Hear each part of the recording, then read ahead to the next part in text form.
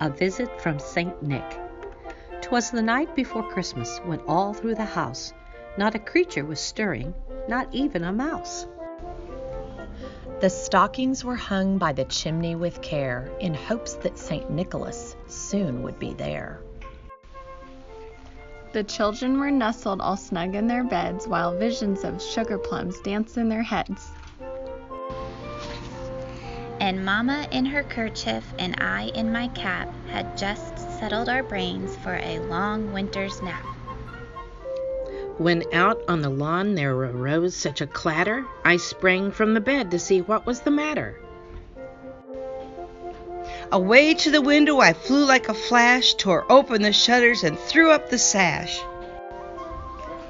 The moon on the breast of the new fallen snow gave a luster of midday to objects below.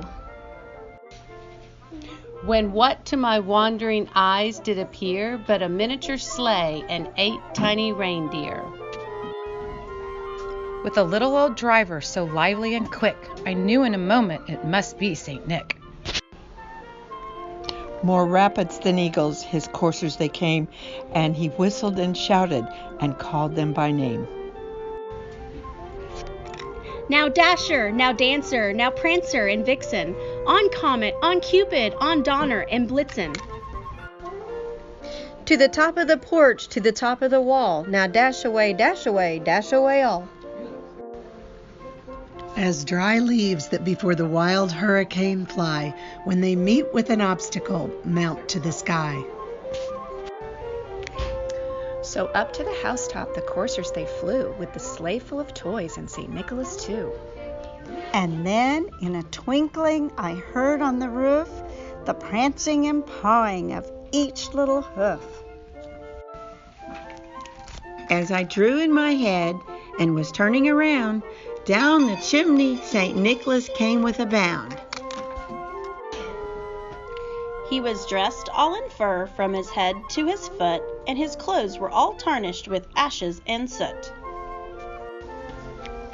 A bundle of toys he had flung on his back, and he looked like a peddler just opening his pack.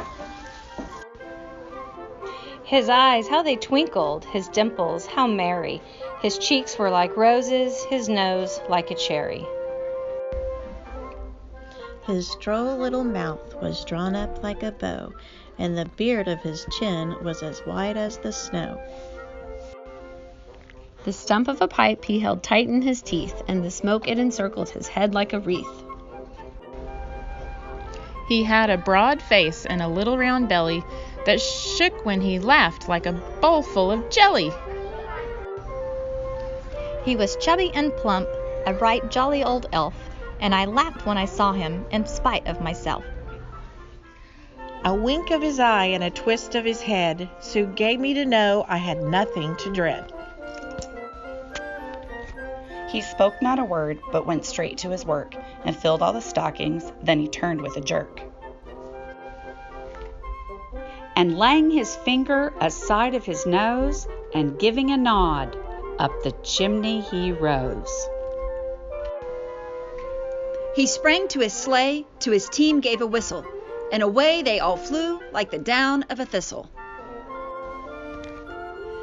But I heard him exclaim ere he drove out of sight, "Happy Christmas to all, and to all a good night."